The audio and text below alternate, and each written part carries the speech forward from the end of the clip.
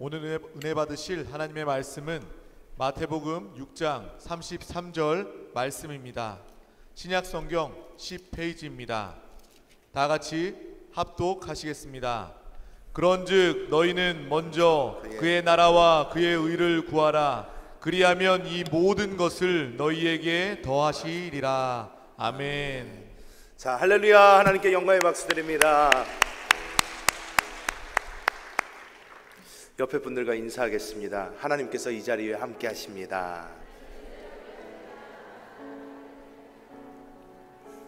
저는 오늘 이 마태복음 6장 33절의 말씀을 가지고 무엇을 위해 살 것인가, 이러한 제목으로 하나님의 은혜를 나누고자 합니다.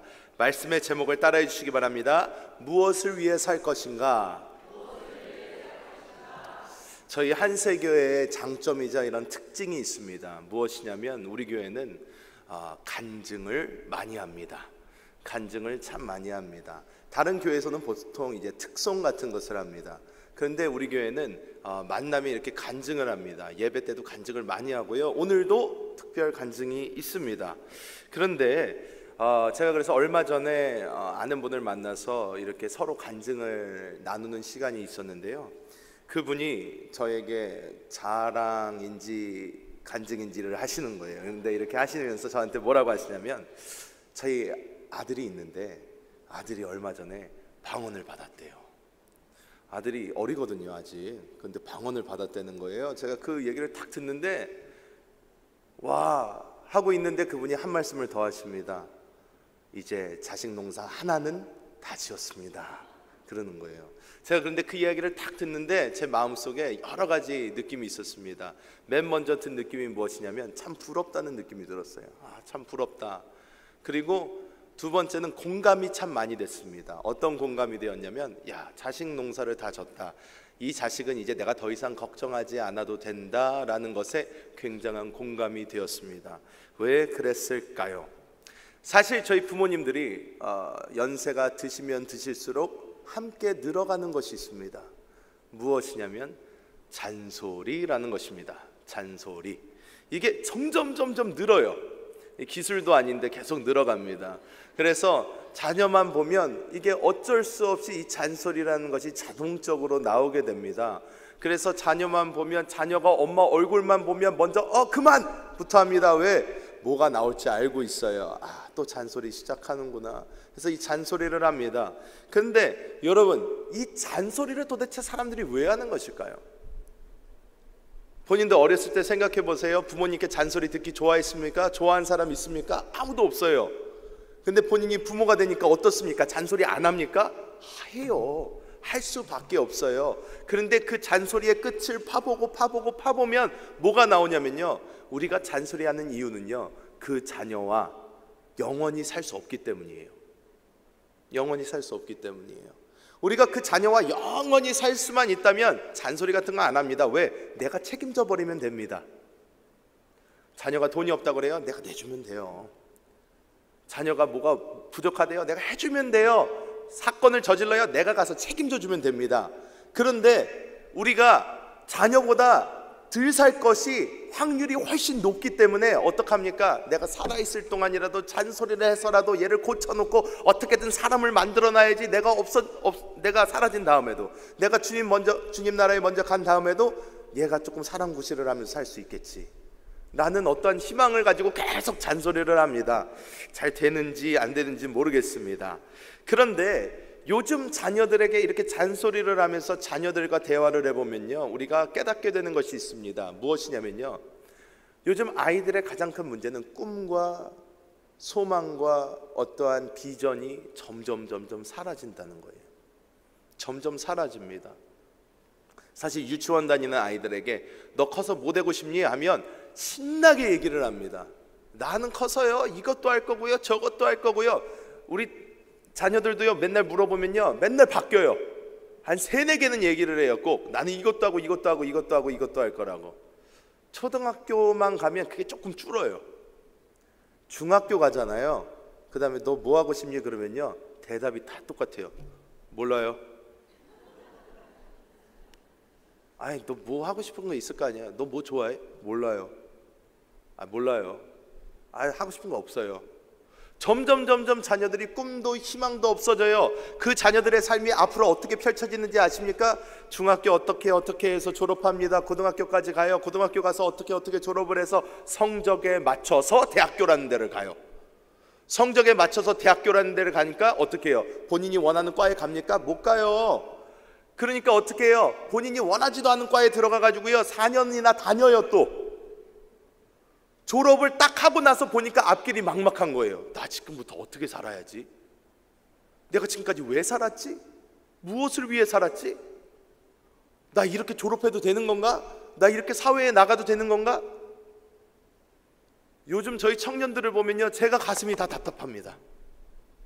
와서 저한테 상담을 해요. 목사님 어떻게 해야 될지 모르겠어요. 왜?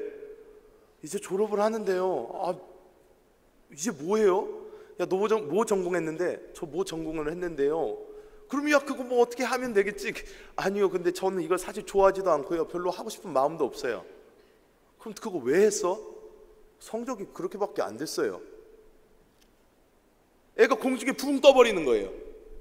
그러면서 내가 지금까지 왜 살았나? 뭐 했나 하는 것입니다. 그때까지 그들이 크면서 뭘 배웠냐면 세상의 가르침을 배웠습니다. 이 세상에선 사람에게 삶의 목표를 줍니다. 목표를 주긴 줍니다. 세상에 어떤 목표를 줍니까? 돈을 많이 벌라고 합니다. 돈을 잘 벌면 행복해질 수 있을 거라고 그렇게 속삭입니다. 자녀들한테 그래서 다 물어보면요, 요즘 청년들 만나서 다 물어보면요, 그들의 삶의 목표, 목적이 뭐냐고 물어보면요 하나밖에 없어요. 돈 많이 버는 거. 돈 많이 버는 거예요. 왜 돈을 많이 벌고 싶어? 편하게 살려고요. 편하게 살아서 결국 얻고자 하는 게 무엇인데? 그러면 행복해지지 않을까요? 합니다. 그러면서 이 자녀들이요 커서요 대학생이 되고요 직장인이 돼서 살아봅니다. 살아보는데 돈을 벌기 시작해도 행복해지지가 않아요. 행복해지지 않으니까 어떻게 합니까? 결혼하면 행복해지나? 결혼도 해봐요. 자, 결혼하신 분들 여기 많으시죠? 결혼하니까 행복해집니까? 다들 표정이 왜 이렇게 어두우신지 모르겠어요. 자, 결혼을 하면 행복할 줄 알고 이렇게 결혼을 하는데 결혼을 했다고 행복해지지가 않아요. 그래서 생각을 하기 시작합니다. 결혼해도 안 행복하면 그러면 뭔가 더 있을 거야. 야, 자식을 낳으면 행복해지겠지. 왜? 애기 낳으면 기분이 좋을 거 아니야. 애기도 낳아요. 행복해집니까? 고난의 시작이에요. 와, 이것들은 왜 이렇게 맨 처음에는 울고 그 다음부터는 말을 안 듣기 시작하고 그 다음에는 뭐 속은 있는 대로 다 새기다가 나중에는 어떻게 돼요? 애가 또 애를 낳네요. 그럼 어떻게 해요?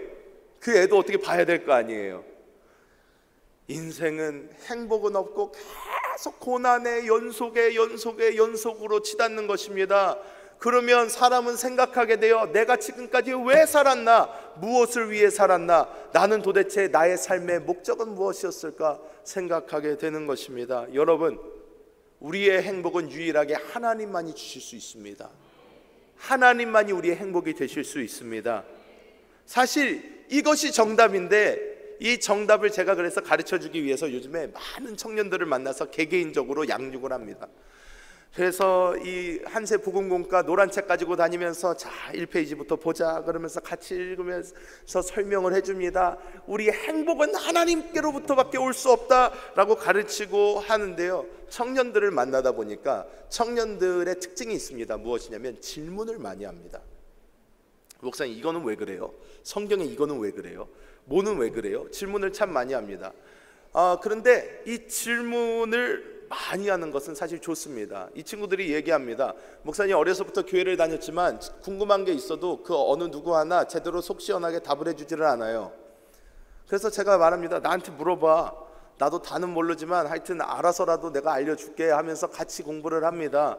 그러면서 이렇게 설명을 해주는데 제가 사실 저는 너무 감사한 부분이, 저는 어려서부터 저도 질문이 참 많았어요. 교회를 다니면서 하나님을 찾기 위한 탐구를 참 많이 했어요. 그런데 저는 참 제가 감사한 부분이, 저는 바로 옆에 제 모든 질문에 답을 해줄 수 있는 분이 계셨어요. 저희 아버지 목사님이시니까 계속 물어봤어요. 이거는 왜 이래요? 저거는 왜 그래요? 이거는 왜 그렇죠? 저거는 왜 그래요? 그러면 너무 감사한 게 실증내지 않으시고 짜증내지 않으시고 화내지 않으시고, 원래 화 되게 잘 내시는데 이렇게 그런 질문을 하면 설명을 잘 해주셨어요. 그러니까 제가 이건 이래서 이렇구나, 저건 저래서 저랬구나, 그러면서 제 속에서 이렇게 답을 쌓아갔어요. 그러면서 저는 어떻게 하나님을 찾게 되는 거예요. 하나님을 그러다가 만난 거죠.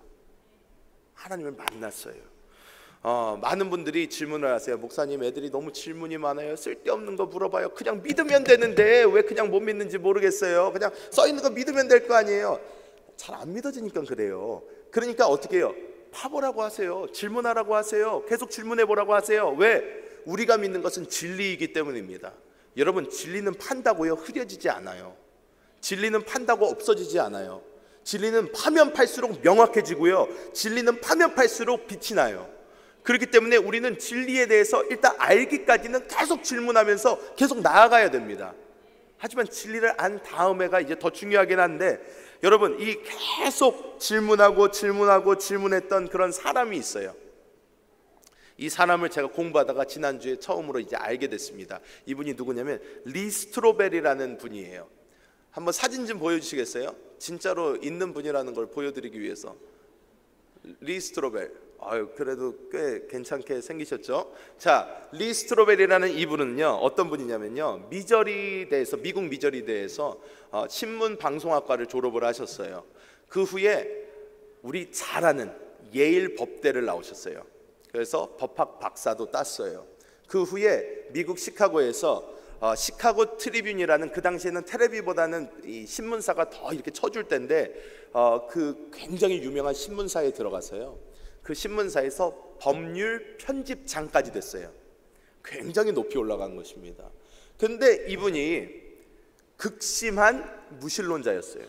극심한 무신론자.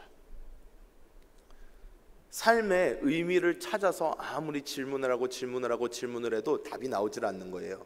그래서 이분이 결론을 어떻게 내렸냐? 삶의 결론은 쾌락이다 라고 냈어요. 그래서 히도니스트가 됐어요. 그래서 자신의 쾌락을 위해서 살았어요. 그렇기 때문에 맨날 술이 이만큼 차서 집에 들어옵니다. 집에 술 취하고 집에 들어오면 어떻게 돼요? 와이프랑 맨날 싸우고요, 자녀들도 아들 이렇게 하나씩 있는데, 자녀들 들어오면 맨날 자녀들에게 소리 지르고 벽을 발로 뻥뻥 차가지고 구멍을 내놨대요. 그 인테리가 예일 법대를 졸업하신 분이. 왜? 그분 삶이요, 어떤 삶이었냐면, 내가 죽으면 모든 게 끝이 나버리고 삶의 의미가 없어지니까 내가 이 땅을 사는 동안 그냥 가장 쾌락을 즐기면서 살아보자 하는 그 삶으로 살고 있었던 거예요. 그러던 중에 이분의 아내가 그 같은 아파트에 살던, 같은 동네에 살던 어떤 다른 사람을 만나면서 예수에 대해서 듣게 돼요. 그러면서 이 아내가 전도를 받게 됩니다. 같이 교회 좀 나가보자. 그래서 이 아내가 무신론자였는데 이 분이 너무 잘해주니까 따라가지고 시카고에 있는 윌로우 크릭이라는 교회를 나가게 된 거예요. 나가서 목사님의 말씀을 한 번 들어보고, 두 번 들어보고 하는데, 하나님이 살아계시는구나, 이게 가슴속에 느껴진 거예요. 그래서 이분이 얘기를 합니다. 침례를 받기로 결심을 해요. 그래서 침례까지 받습니다. 그리고 와이프가 이 남편에게 이야기를 합니다. 리스트로벨에게 이야기합니다. 여보, 나는 하나님을 만났어요. 나는 예수 믿는 사람이에요. 이제부터 나는 예수를 내 주님으로 모시고 나는 예수를 믿으면서 살아갈 거예요. 그때 이 리스트로벨 씨의 머릿속에 들어온 단어가 하나가 있다고 합니다. 무엇이었냐면 이혼이었어요. 이혼. 딴 거 필요 없어. 난 이런 미친 여자랑 살 수 없다. 그렇게 멀쩡하던 사람이 어떻게 하루아침에 이렇게 변할 수가 있지?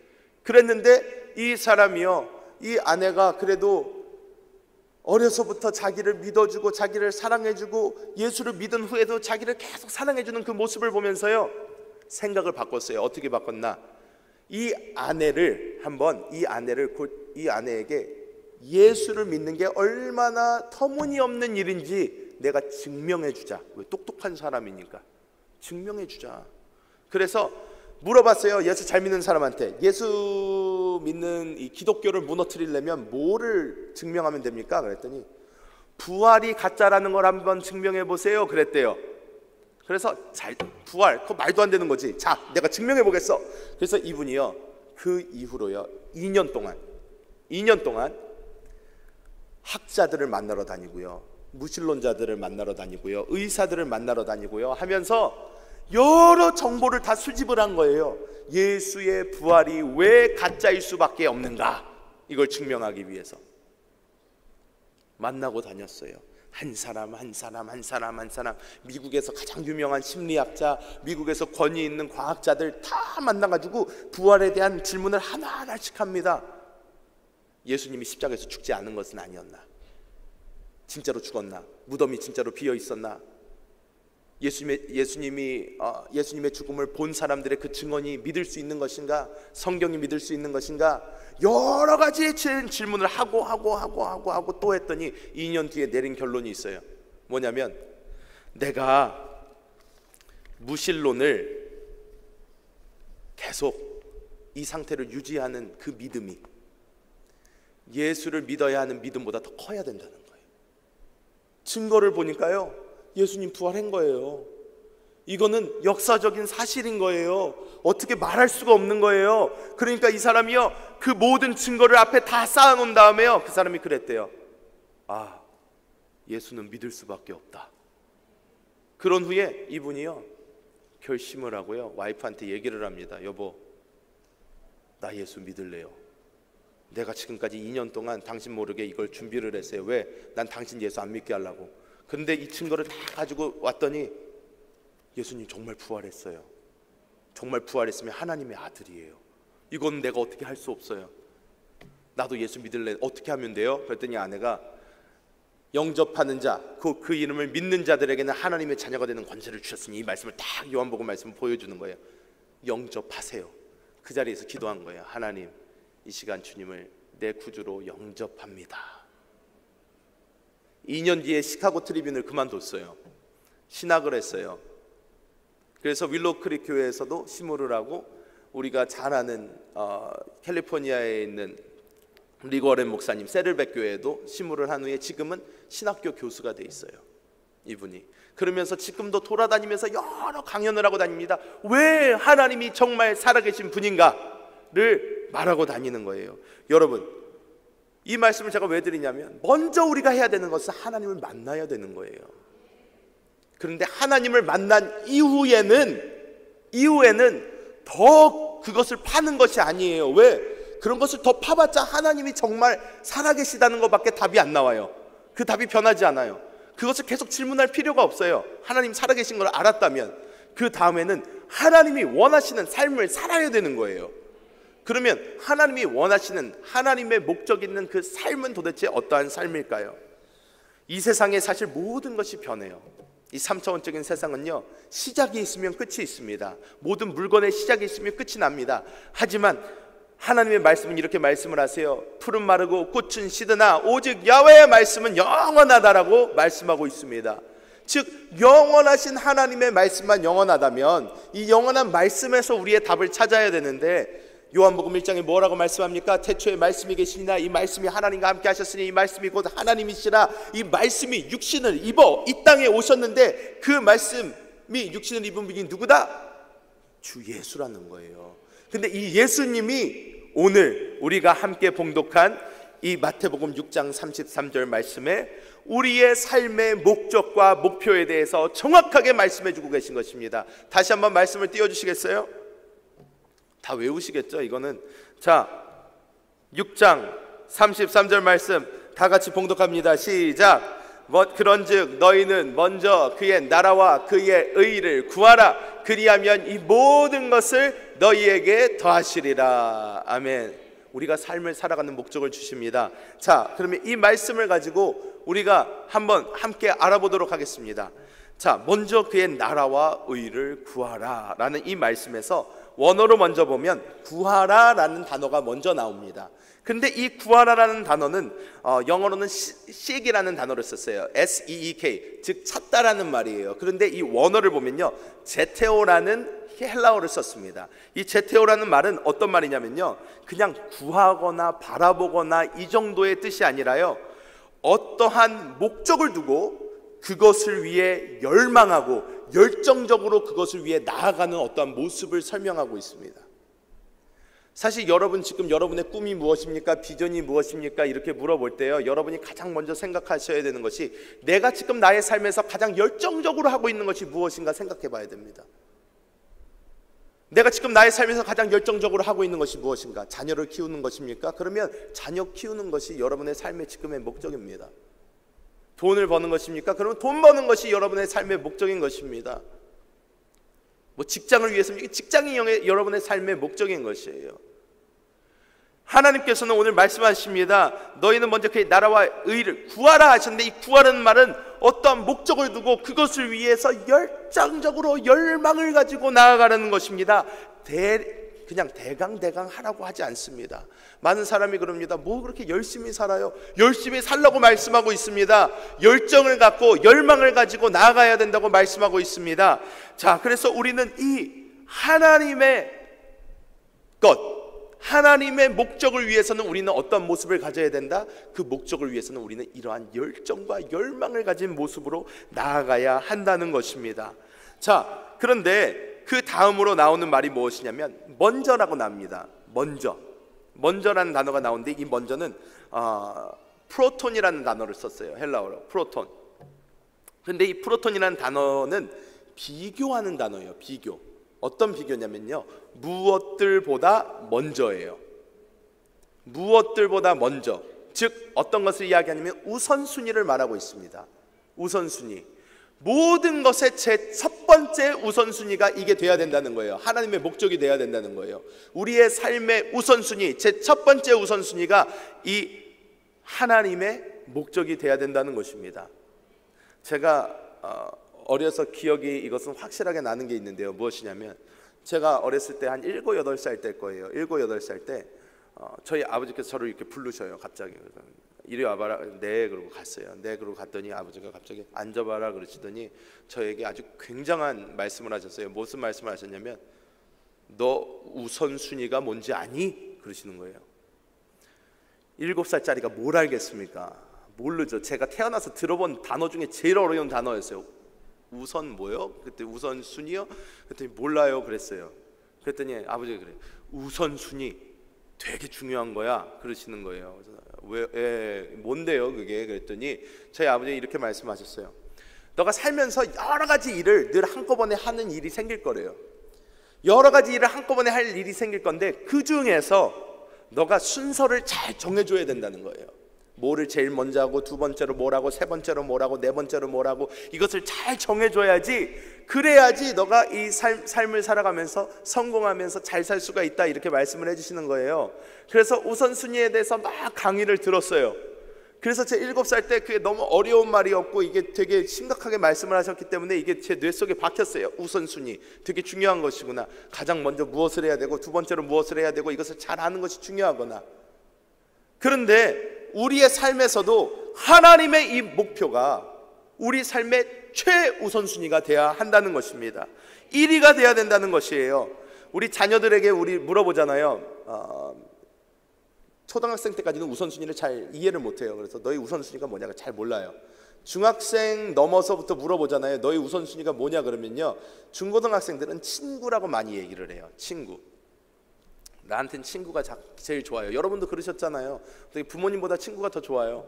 친구가 더 좋기 때문에 뭐 친구가 강남 가자고 그러면 같이 따라가고 뭐 이렇게 하는, 이게 다 친구가 그때는 가장 좋죠. 그런데 약간 나이를 먹어서 그 후에 우선순위가 무엇입니까? 그러면 가족이라는 말을 많이 합니다. 가족. 여러분의 우선순위는 무엇입니까? 그러면 가정이 가장 중요하죠. 뭐 이렇게 이야기를 합니다. 여러분, 그런데 이 가족이라는 것이요, 가족이라는 것을 당연히 굉장히 중요한 모임입니다. 그런데 우리가 거기에다가 질문을 해봐야 될 게 있습니다. 무엇이냐면, 우리의 삶의 목적, 우선순위를 많은 사람들이 가족에 두고 사는데요, 가족의 우선순위를 두고 산다고 해서 우리가 그 가족의 행복과 안전을 지킬 수 있습니까? 한번 질문해 보십시오. 스스로에게. 내가 나의 가정을 위해서, 가족을 위해서 목숨을 바쳐 산다고 해도 내가 그 가족의 행복과 그 가족의 안전을 내가 지킬 수 있나? 절대로 지킬 수 없습니다. 절대로 지킬 수 없어요. 제가 자녀들을 키워보니까요, 애들이 위험한 짓을 왜 이렇게 많이 하는지 모르겠어요. 아니, 저기 모서리가 분명히 있고 튼튼한 나무인데 왜 거기로 달려가는지 모르겠어요. 밥솥에서 김이 쫙 하고 올라오고 있는데 왜 그것을 뛰어가서 만지는지 모르겠어요. 냄비가 빨갛게 돼서 끓고 있는데 왜 그거는 잡아 끌어내리려고 그러고, 칼이 있으면 꼭 그거는 만져봐야 돼요. 왜 그런지 잘 모르겠어요. 근데 애들을 키우다 보니까 애들이 난리를 치면서 사는 거예요. 그래서 제가 보면서 한 가지를 고백하게 됐는데, 뭐 하나님이 지켜주지 아니하시면 방법이 없다.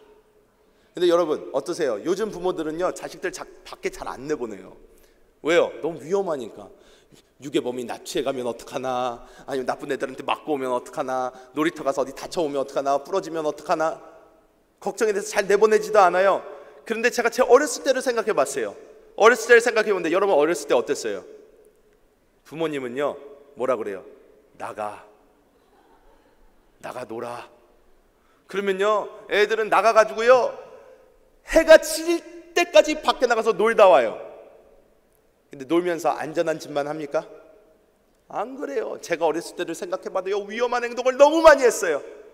슈퍼맨처럼 날 수 있진 않을까, 높은 데서도 뛰어내려보고, 막 연탄재가 내 눈에 들어가면 어떻게 되나 실험도 해보고, 막 이런 거 뭐 불에 집어넣으면 어떻게 될까, 뻥 하고 터지지는 않을까 막 실험도 해보고, 위험한 짓을 너무 많이 했어요. 그런데 제가 지금 살아가지고 여기 서 있어가지고 여러분들 이렇게 쳐다보면서 설교할 수 있는 것은 하나님의 은혜라는 거예요. 하나님이 지켜주지 아니하셨으면 우리 중에서 여기 나와서 이렇게 설교 듣고 있고 설교를 할 수 있는 사람 아무도 없다는 거예요. 우리는 아무리 가족을 최우선순위로 산다고 해도 우리가 그 가족, 얼마 안 되는 그 가족의 행복과 안전도 스스로 지켜줄 수 없다는 것입니다. 그렇기 때문에 우리는 어떻게 해요? 하나님의 목적을 최우선순위로 하고 살아야 되는 줄 믿습니다. 그래서 하나님 말씀하세요. 너희는 먼저 뭘 구해요? 그의 나라를 구하래요. 그의 나라를 구하래요. 근데 여기서 나라, 그의 나라, 하나님의 나라, 바실레이라는 단어를 썼는데, 마태복음은 우리 담임 목사님께서 계속 말씀해 주셨죠. 마태복음은 왕국복음이에요. 왕국복음. 하나님의 나라에 대해서 이야기를 합니다. 그래서 이 하나님의 왕국에 대해서 말씀을 하시는데, 하나님의 나라가 이 땅에 오는 삶, 하나님의 나라를 위한 삶, 그게 우리의 최우선 순위가 되어야 된다는데, 그것은 어떤 삶일까요? 이것을 올바로 이해하기 위해서는 우리는 교회에 대한 분명한 영적인 그림을 가지고 있어야 됩니다. 여러분, 교회는 어떠한 것입니까? 교회는 이러한 건물이 교회가 아니라는 것을 우리 한세교회에서 공부를 조금만 하셨으면 알 수 있습니다. 교회는 어떤 것이다? 부름을 받아서 나온, 세상에서 나온, 건진받은 하나님의 영적 자녀들, 이 영적인 모임, 영적인 공동체, 이게 바로 교회인 거예요. 사실 저도 교회에 대해서 어려서부터 많은 설교를 듣고 많이 배웠지만, 제가 좋아하는 말씀 중에, 그리고 성도님들도 굉장히 좋아하시는 말씀 중에 마태복음 18장 20절 말씀이 있어요. 마태복음 18장 20절 말씀 띄워주시겠어요? 자, 같이 합독합니다. 시작. 두세 사람이 내 이름으로 모인 곳에는 나도 그들 중에 있느니라. 자, 우리는 이것을 하나님한테 기도할 때 굉장히 협박처럼 많이 합니다. 하나님, 두세 사람이 모인 곳에 같이 있는다고 그러셨잖아요. 그러면서 기도를 많이 해요. 그런데 두세 사람이 모인 곳에 나도 너희와 함께 있다는 이 예수님의 말씀, 이것을 제가 교회에 대해서 알기 시작하면서 이게 깨달아지기 시작하는 거예요. 왜? 교회는 공동체입니다. 공동체인데 하나님의 영적인 공동체예요. 한 사람이 있으면 공동체가 되질 않습니다. 한 사람이 있으면요, 그냥 그 한 사람 구원받은 한 영혼일 뿐이에요. 하지만 그 영혼이 한 사람이 두 사람이 되고 두 사람이 세 사람이 되면 어떻게 돼요? 두세 사람이 모인 공동체가 됩니다. 그러면 그곳이 바로 하나님의 교회가 되는 거예요. 예수님은 교회의 머리시기 때문에 예수님이 두세 사람이 모인 그곳에 함께 계시게 되는 거예요. 왜? 두세 사람이 모인 그곳이 바로 교회이니까. 이렇게 교회가 중요한 것입니다. 그러면 두세 사람이 영적으로 모인 곳이 교회라고 그랬는데, 그러면 하나님이 밟으실 이 땅, 하나님의 나라를 이끌어 오는 것이 바로 무엇입니까? 그것은 바로 전도인 줄 믿습니다. 영혼 구원이에요. 영혼 구원밖에 없다는 거예요. 영혼을 구원해야지 우리 이 교회, 하나님이 밟으실 땅이 넓어지는 거예요. 점점 더. 옛날에는 하나님이 밟으실 땅이 100평밖에 없었는데 이제는 200명, 300명, 400명 계속 늘어나게 되는 거예요. 그렇기 때문에 예수님의 지상명령 무엇입니까? 너희는 온 천하에 다니며 만민에게 복음을 전하라 라고 말씀하신 이것도 이 말씀과 동일하게 떨어지는 거예요.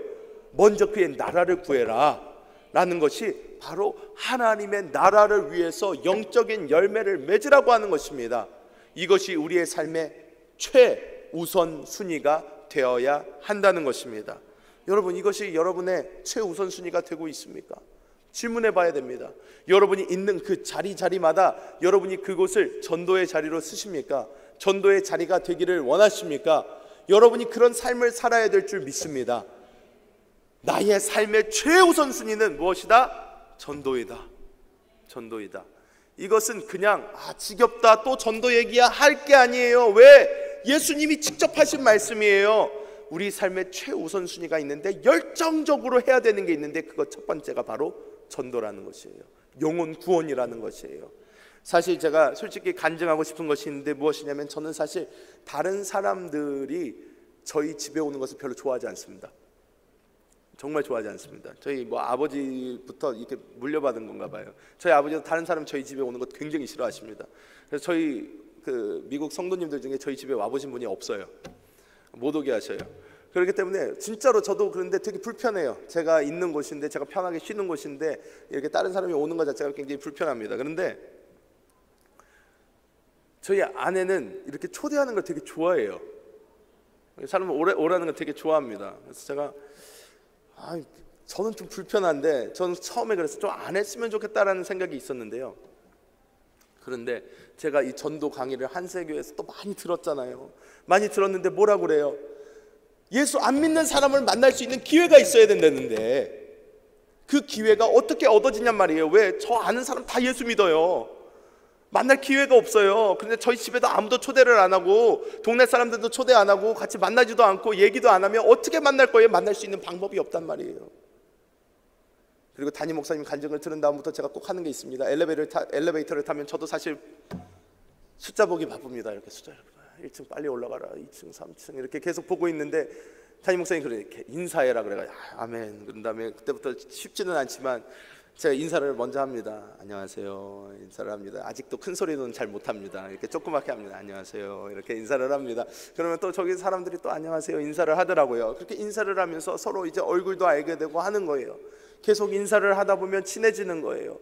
우리는 우리의 삶의 최우선순위가 이게 되어야 되기 때문에, 내가 불편하더라도, 나의 성격에 맞지 않더라도, 내가 무슨 달란트가 없는 것 같더라도 나의 삶의 최우선순위는 뭐가 되어야 된다? 전도가 되어야 된다는 거예요. 너무 불편해 하시는 것 같으니까 두 번째로 넘어가겠습니다. 자, 그의 나라와 그 다음에는 뭐를 구하라고 그래요? 의를 구하라고 합니다. 자, 의 굉장히 중요합니다. 의를 구하라 이 말씀을 듣고요, 많은 이런 신학자들이요 뭘 하냐면요, 사회운동을 합니다.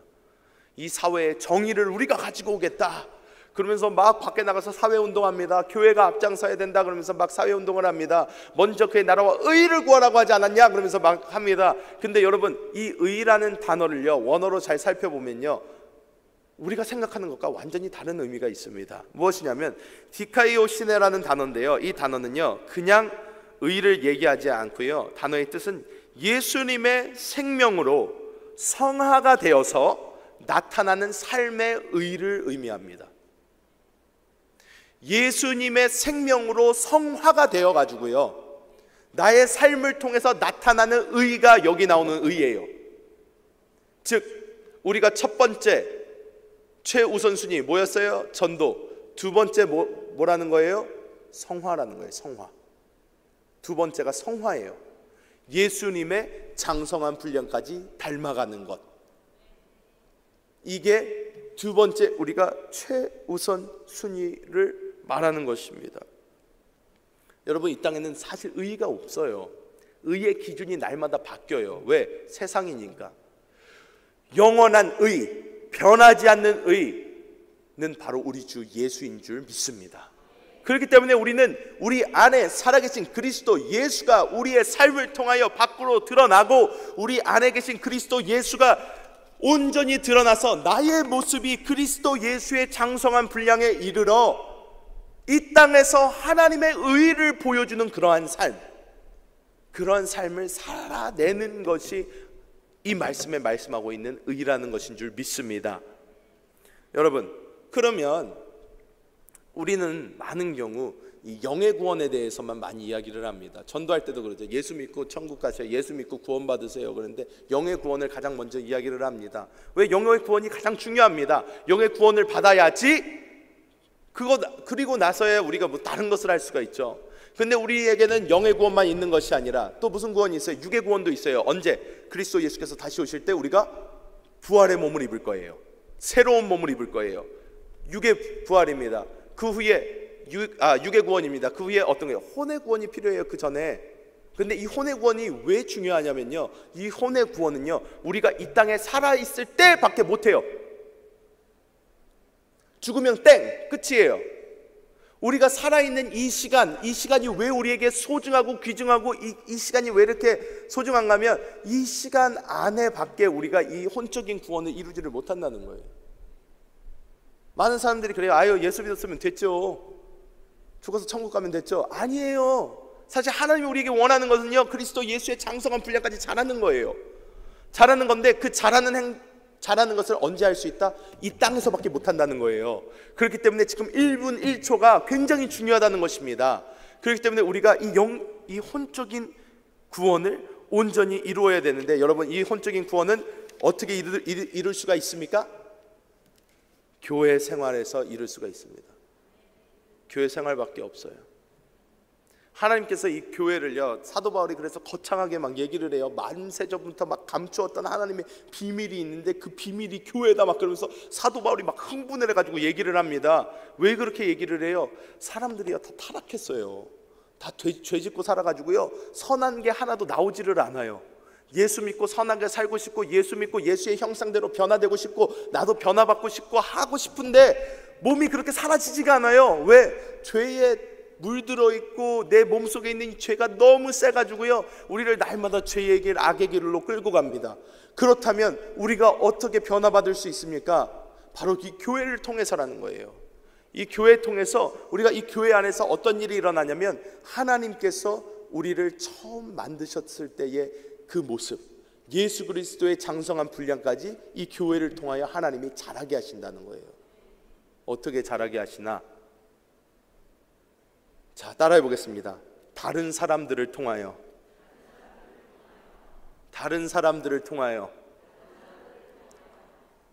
교회 처음 오는 사람들이요, 맨 처음에는 은혜 충만하니까 다 천사들로 보여요. 다른 사람들이 역시 교회가 최고인 것 같아. 막 우리 권사님만 보면 막 뒤에 날개 없어 진짜 막 그러면서 정말 막 너무 좋아가지고 맨 처음엔 그러다가요, 교회를 조금 다니잖아요. 교회 물을 조금 먹다 보면요, 어떻게 돼요? 점점 이 은혜라는 게 뚝뚝뚝뚝 떨어지기 시작을 하면서 시험들 거리가 왜 이렇게 많은지, 저 사람을 봐도 은혜가 안 되고 저 사람을 봐도 은혜가 안 되고 저 사람을 왜 저런지 모르겠고. 자, 따라해 보겠습니다. 내가 문제다. 우리가 자꾸 문제예요. 그런데 하나님께서 이 교회 안에서 그 여러 사람들을 통해서 어떤 역사를 이루시냐면요, 우리를 다듬어 가셔요. 많은 분들이 이야기합니다. 목사님, 하나님 믿으면 됐지 못하러 교회를 나와요? 교회는 왜 나와야 돼요?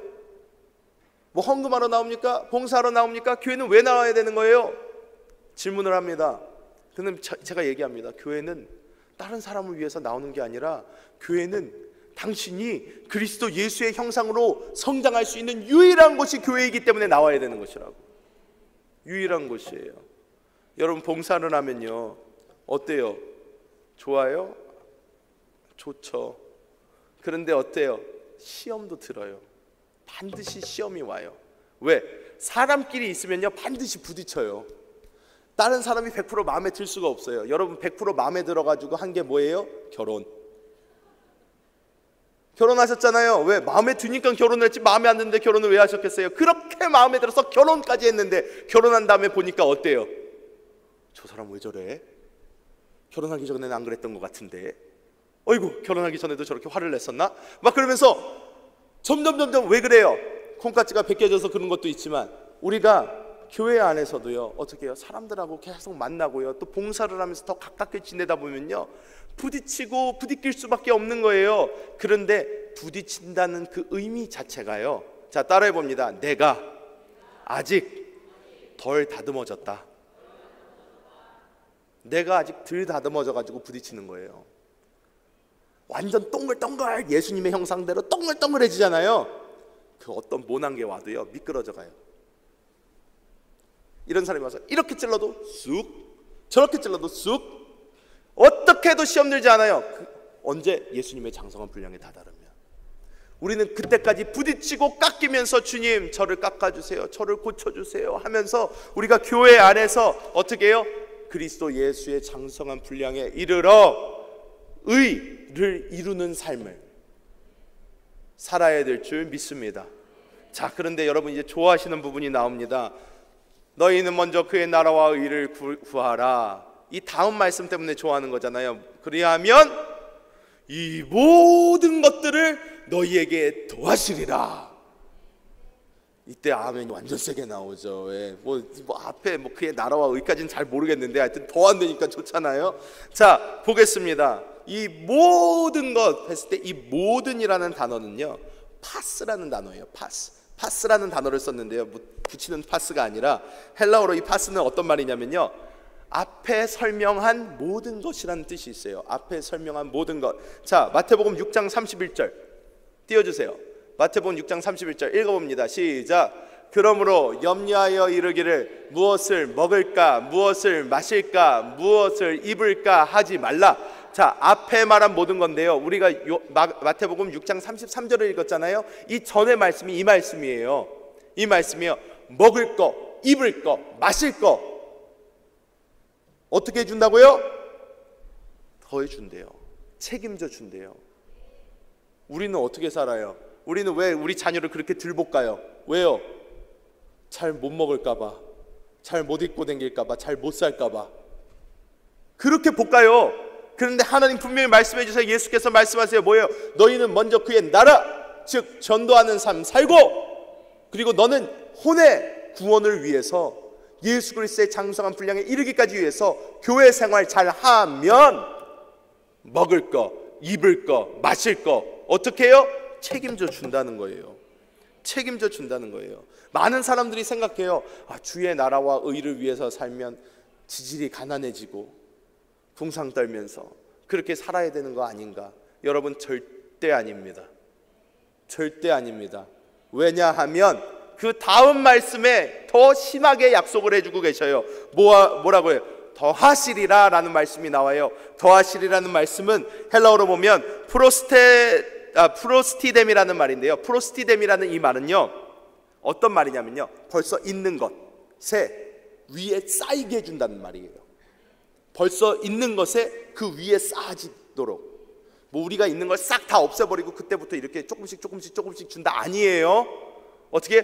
있는 것에 더해준다는 거예요. 있는 거 위에 쌓이게 해준다는 거예요. 여러분 어떻습니까? 우리가 이 땅의 삶을 살다 보면 많은 가정주부들이 뭐라고 그래요?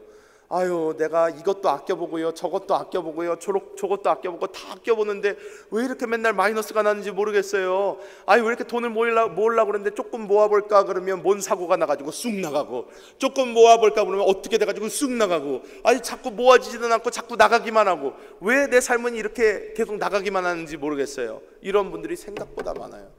생각보다 많아요. 근데 하나님이 주시는 약속이 어떤 약속이에요? 이 모든 것, 먹고 입고 마시는 것을 어떻게 해요? 있는 것 위에 쌓이게 해주겠다는 말이에요. 더해주겠다는 말이에요. 손해보지 않게 해주겠다는 말씀입니다. 즉 하나님은요, 그렇게 쪼잔한 분 아닙니다. 하나님이 그의 나라와 그의 의, 여러분이 정말로 중요한 것에 목표를 두고 열정적으로 그것을 위해 살기 시작하면 하나님께서는 여러분의 모든 것을 책임져 주십니다. 쌓이게 해주십니다. 여러분이 이 땅에서 부유하게 살 수 있게 해주신다는 것입니다. 여러분 믿음을 가지시기 바랍니다. 바라보시기 바랍니다. 말씀을 맺도록 하겠습니다. 여러분 지금 무엇을 위해서 살고 계십니까? 질문해 보시기 바랍니다. 무엇을 위해 내가 살고 있는가? 나는 무엇을 바라보며 살고 있는가? 질문을 해보시기 바랍니다. 아직도 목적과 목표 없이 살고 계시진 않습니까? 혹시 헛된 세상적 있다가 없어질 것을 위하여 살고 계시진 않습니까? 여러분, 먼저 분명히 주님을 만나시기 바랍니다. 분명히 주님을 만나시기 바랍니다. 만나시기 바랍니다. 이 금요 찬양 예배에 만나시기 바랍니다. 여러분, 왜 나오셨습니까? 하나님 만나기 위해 나오시지 않았습니까? 만나시기 바랍니다. 하나님을 만나십시오. 먼저 하나님을 만난 후에는 그분을 위해 살기 바랍니다. 그분을 위해 사는 삶, 어떤 삶입니까? 열정을 다하여 전도하고 열정을 다하여 나의 혼의 구원을 이루는 교회 생활인 줄 믿습니다. 여러분이 이 땅을 살아가면서 여러분 자녀도 그렇게 키우시기 바랍니다. 다른 거 좋아하지 마십시오. 지금 뭘 조금 잘한다고 좋아하지 마세요. 어렸을 때 자녀들이 무슨 한글을 잘한다고 그렇게 계속 가는 거 보셨습니까? 엄마들이 그래요. 우리 애들은 천재인가 봐. 벌써 한글을 다 외워. 막 2 더하기 2가 4라고 외쳤더니 막 엄마들이 좋아가지고 막 박수를 치고 막 우와 저거를 벌써 해요. 고등학교 가서 때리지나 마세요. 수학 못한다고. 여러분, 자녀들 올바로 키우시기 바랍니다.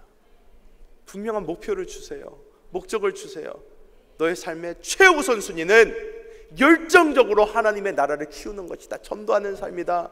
너의 삶의 최우선 순위는 너 안에 계신 그리스도 예수가 너를 통해서 사셔서 다른 사람들이 너의 모습을 보고 주 예수를 만나는, 그게 너의 삶의 최우선 순위다. 다른 거 없다. 그것만 잘해라. 그러면 너의 삶은 성공한다.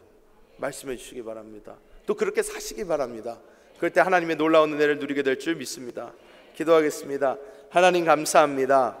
하나님 아버지께서 우리를 먼저 만나 주셨고 우리에게 하나님의 분명한 목적을 보여주셨는데도 아버지, 우리는 날마다 무엇을 먹을까, 무엇을 입을까, 무엇을 마실까에 우리가 고민하면서 방황하면서 온전한 것을 잡지 못하고 세상만 바라보며 살았던 것을 주님 회개합니다.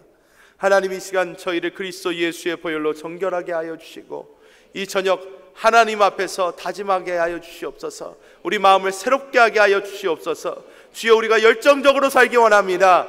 먼저 그의 나라를 구하는 삶, 전도하는 삶 살기 원합니다. 하나님의 나라를 키우는 삶 살기 원합니다. 주여, 우리에게 은혜를 부어주시고 우리의 삶의 목적을 바꿔 우리가 살아갈 때에 구원받을 만한 사람을 붙여주셔서 하나님의 놀라운 역사가 우리를 통하여 이루어지게 하여 주시옵소서. 아버지, 우리가 또 우리 영 안에 살아계신 그리스도 예수의 장성한 분량까지 자라가기 원합니다. 아버지, 날마다 우리가 이 땅만 바라보며 사는 것이 아니라 우리 영 안에 계신 주님을 더욱더 알아가며 주님을 더 의지하며 주님만 바라보며 나아가 우리 영 안에 계신 그리스도 예수께서 우리를 통하여 살아주시고 이 땅에 하나님의 온전한 의가 이루어지게 하여 주시옵소서. 그리하여 이 땅에서 무엇을 먹을까, 무엇을 입을까, 무엇을 마실까 걱정하는 삶이 아닌 주여, 주님께서 다 책임져 주셔서 있는 것에서 더욱더 쌓아지는 놀라운 은혜를 주님 맛보게 하여 주시옵소서. 아버지, 더 이상 걱정하지 않겠습니다. 더 이상 방황하지 않겠습니다. 주님만 바라보겠습니다. 성령 하나님, 이 시간 우리를 만나주시고 역사하여 주셔서 우리가 하나님 안에서 온전히 나아가게 하여 주시옵소서. 감사드리며 예수님의 이름으로 간절히 기도합니다. 아멘.